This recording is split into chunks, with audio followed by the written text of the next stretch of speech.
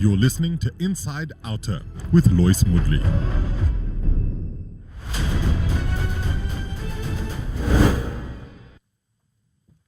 Hi, and welcome to the second show of Inside Outa. I'm Lois Moodley, Head of Communications here at Outa, the organization undoing tax abuse.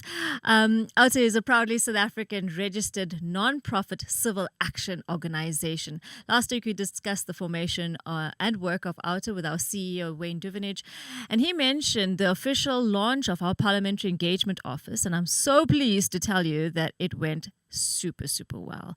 We had a great turnout and some really great participation from the audience. For the rest of this month, though, we're going to be catching up with Outa leadership to get to know Outa a little bit better, what constitutes Outa, exposing corruption, maladministration, and irrational tax policies. Today, we'll be interviewing Julius Dominique, Outa's Organizational Development Manager. And following that, we'll be delving into an exciting new development. As of yesterday, Outa embarked on a drive to lay a number of charges, either with SAPS or the Public Protector's Office, almost weekly against politicians abusing positions of power. And to give us insight into that, we'll be talking to our Special Projects Manager, Dominique Msibi. Sorry. But right now, let's kick it off with an interview talking to Julius Dominique. Less corruption, more accountability. Stay tuned to Inside Outa.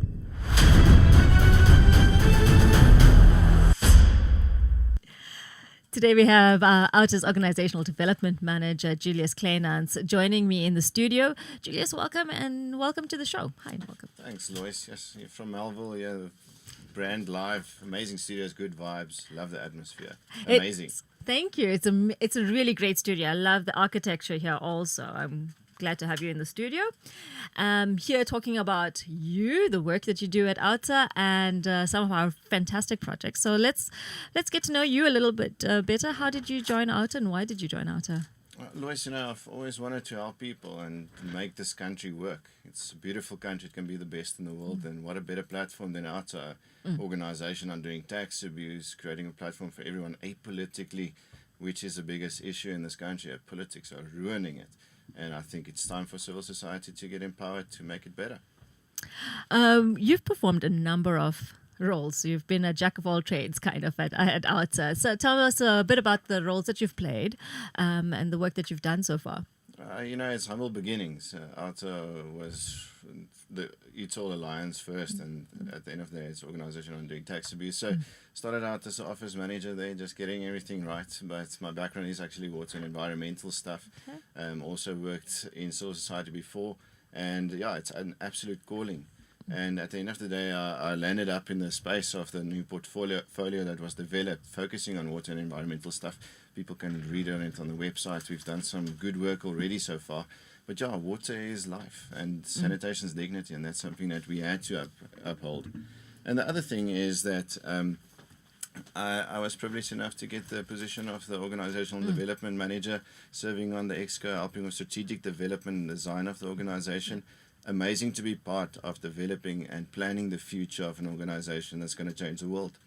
And it's growing. It's a growing organization. We've got so much going on, and it's so nice to have someone who understands the dynamics from where we've come and to see us grow. Yeah, that's something you're passionate about? Absolutely. You know what?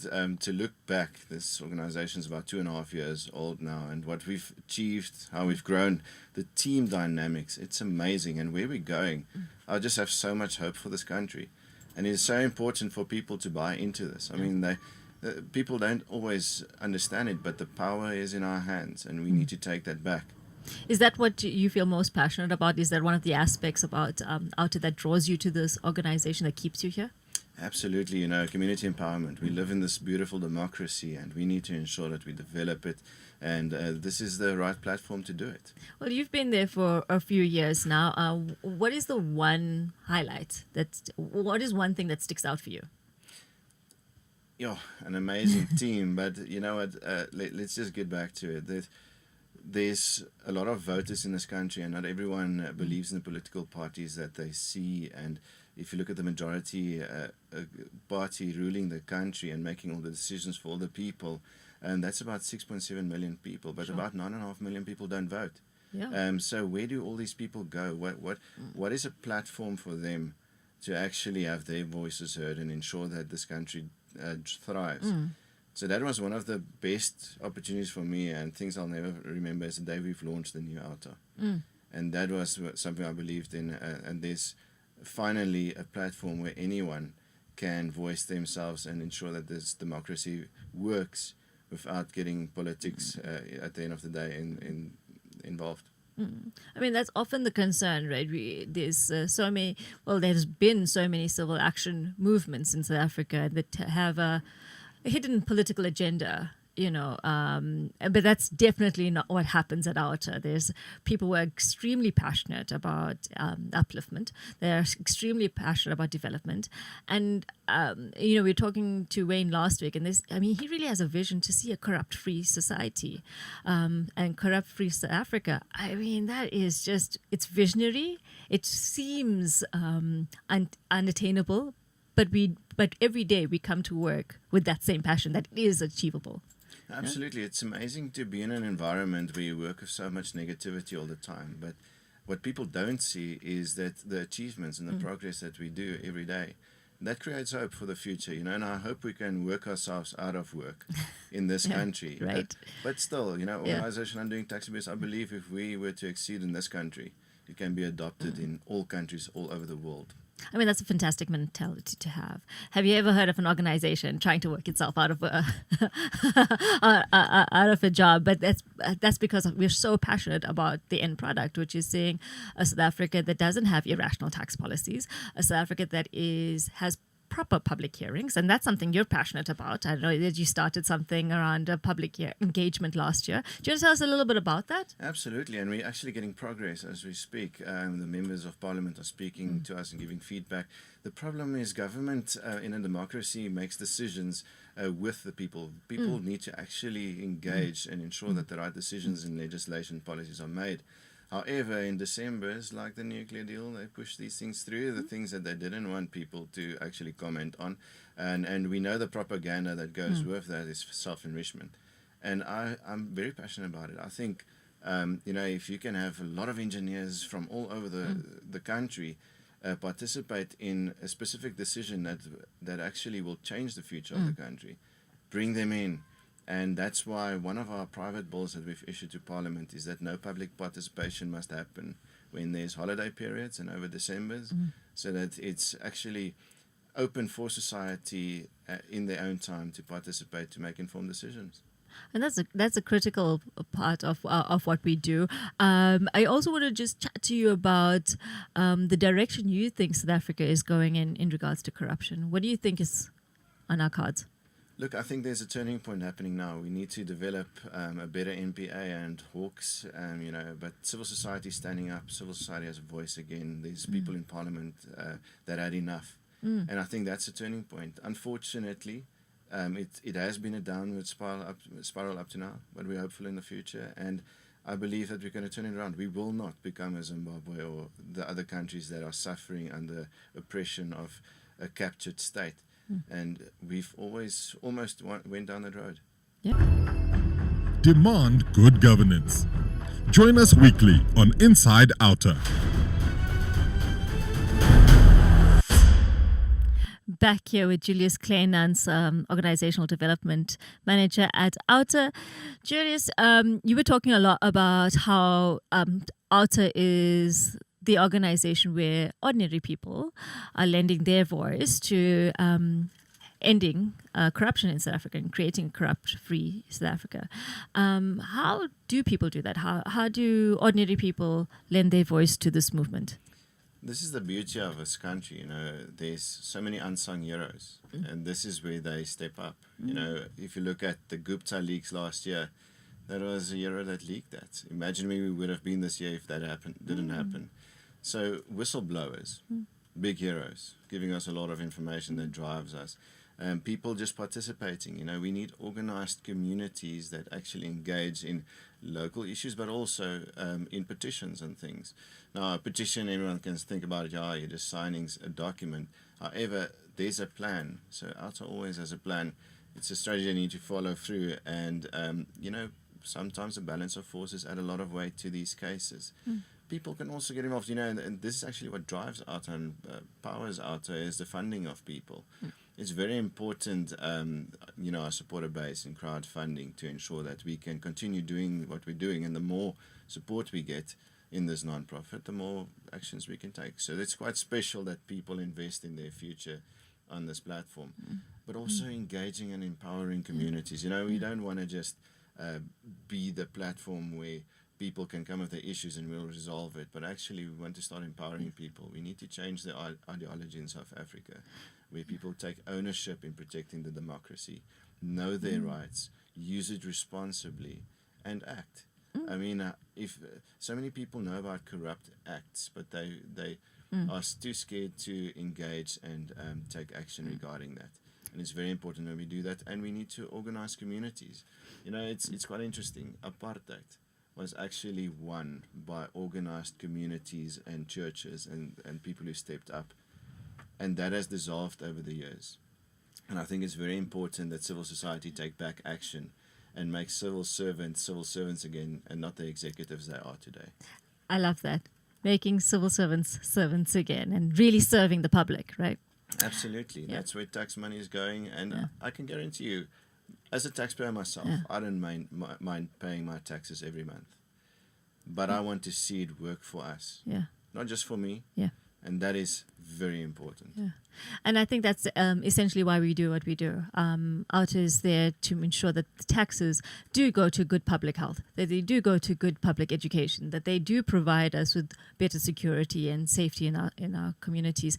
And I think what is really important, again, about this growing organization is the role of not just financial support. You're talking about whistleblowers. You're talking about adding your name to a petition. And that is so crucial because you are in a small part are contributing to a much bigger ripple to ending corruption and to holding government to account. Do you think in the next few years we will see a greater accountability? There's been a change in government. Kind of people are, laying back a little bit. Do you think that's the way we should go? Absolutely not. Lois, people have certain passions, and we need to actually start enabling people as active citizens to step up and live those passions. Now, yourself, you can maybe be passionate about cleaning next to the road or something like that. And it starts with small things like that.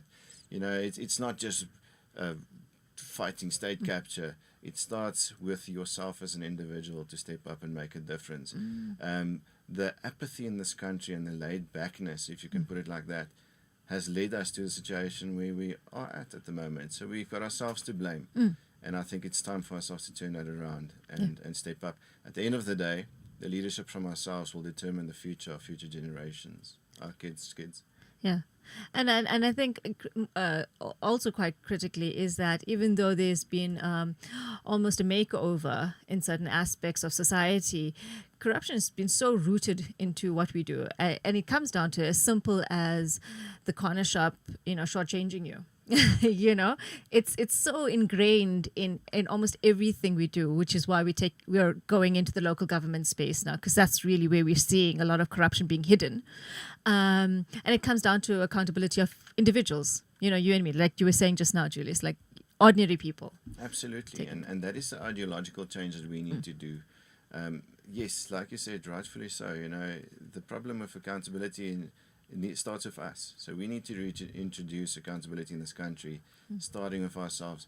And I believe that we'll start seeing, as soon as we start seeing people go to jail, we'll see a significant change in government and their attitude. And we need to also not let the small things pass. Yeah. Organizational manager at INSIDE. Julius, we know that you're about to be daddy for a second time. So congratulations once more from all of us at INSIDE, and all the best to you and your wife and your son. Thank you very much. Future activist in the making.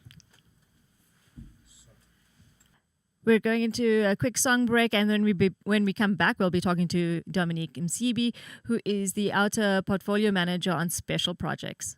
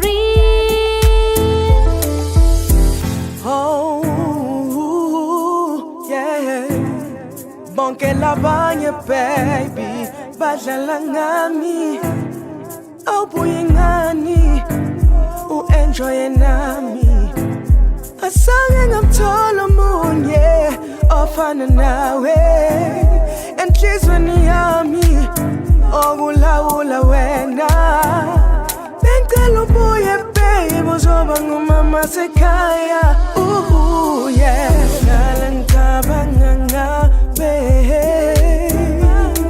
ubusuku nemini ngihlala ngicabanga ngawe ubusuku nemini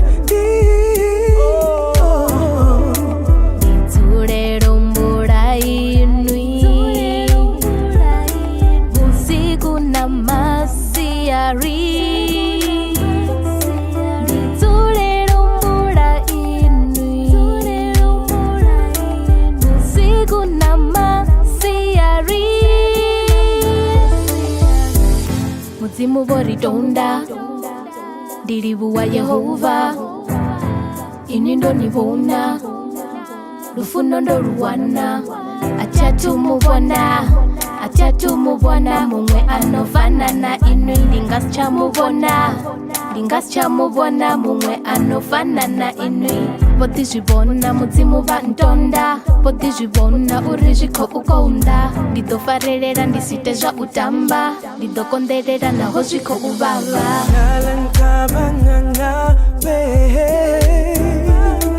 ubusuku nemini ngihlala ngicabanga ngawe ubusuku nemini ngithulele umbula inwi busiku namasiyari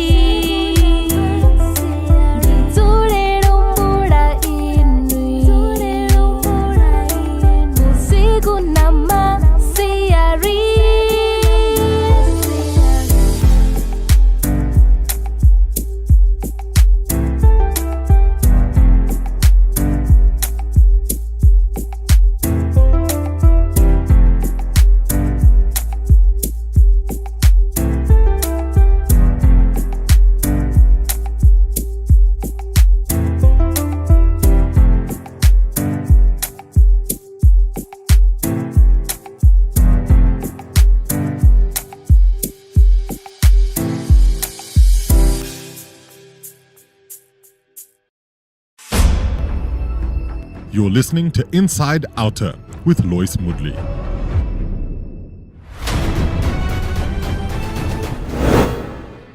Welcome to Inside Outa's Progress Report. In this feature, we will be joined by one of our portfolio managers each week to get an update of the work that they are doing, whether it be related to transport, water and environment, energy, local government, or special projects like we have today. Our head of special projects is Dominique Msibi. Dominique, thank you for joining us, and let's get straight into it. Tell us a bit about your portfolio. What is special projects? Special projects is a combination of areas that we deal with. As we all know, OUTA primarily deals with prevention of misuse and maladministration of taxpayers' money. Now, special projects deals with broadcasting. Projects deals with access to information, higher education, and social services. Those are the areas that we deal with within special projects.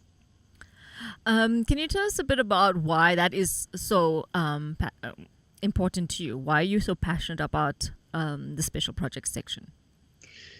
I am absolutely passionate. I live special projects because it affects society as a whole.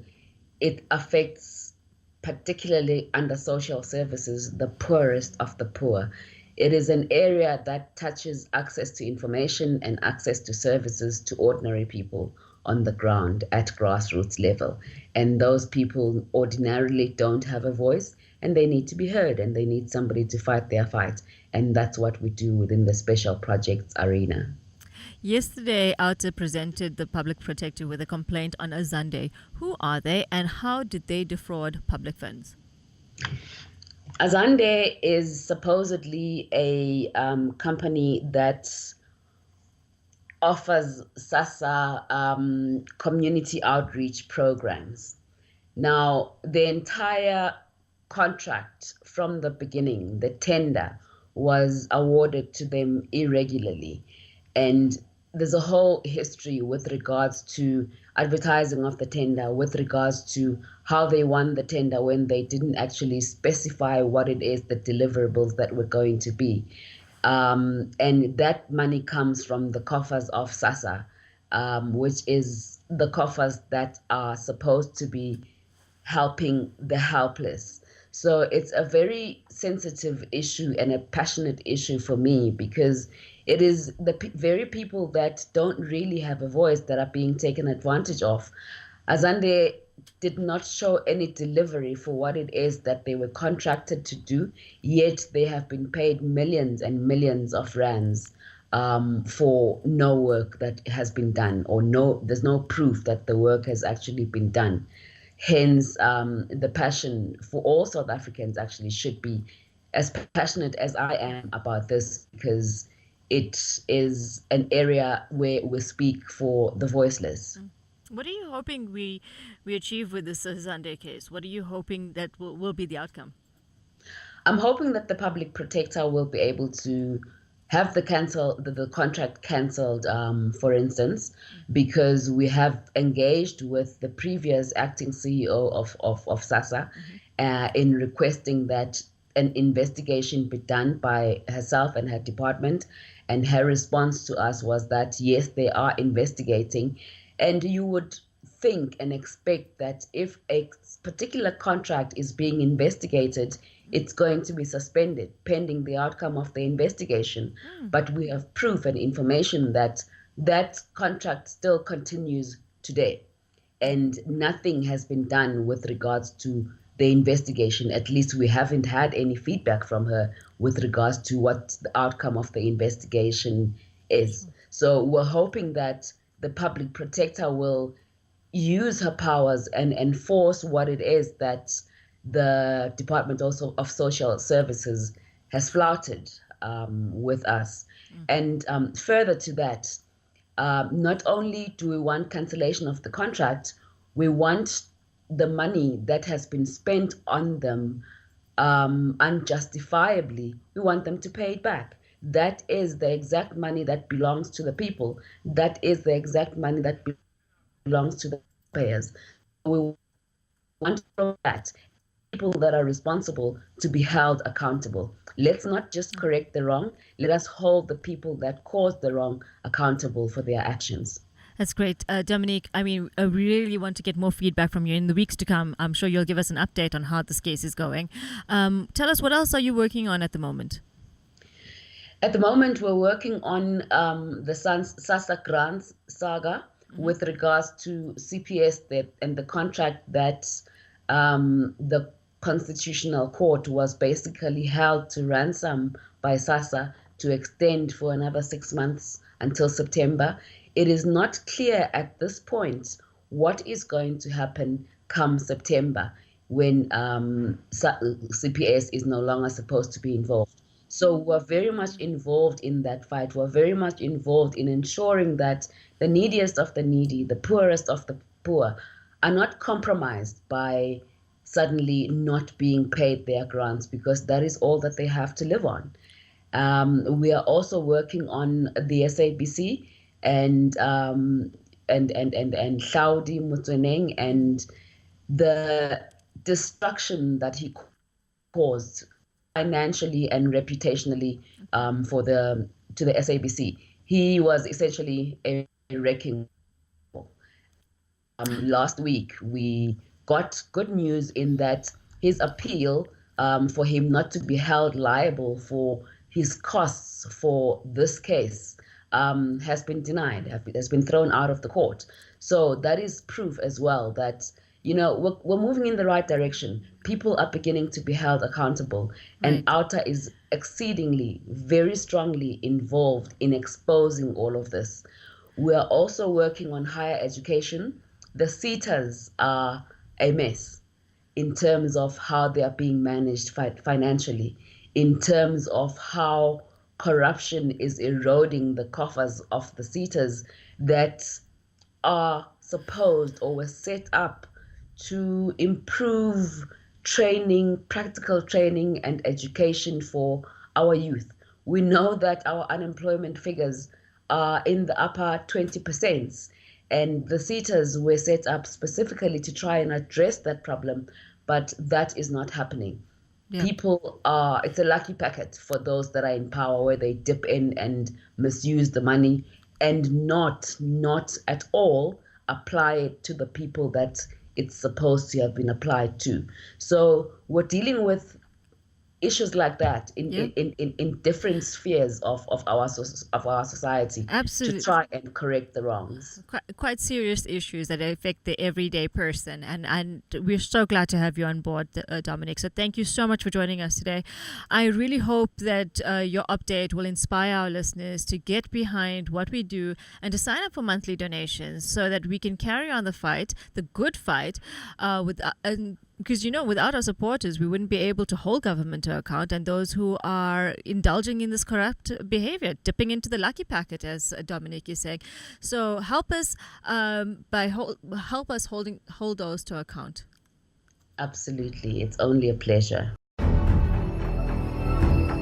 Engage in active citizenry.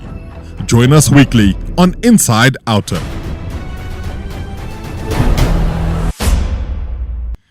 Between laying charges and officially launching our Parliamentary Engagement Office in Cape Town, it's been a busy week at Outa. We are also excited to have had Dr. Makosi Kosa join the team this month as the head of our local government strategy, that is. We envision great things for this department as they will be tackling corruption that often has a more immediate and direct impact on residents. We look forward to sharing more about these two new developments and other progress on our work with you in the weeks to come. So bye for now.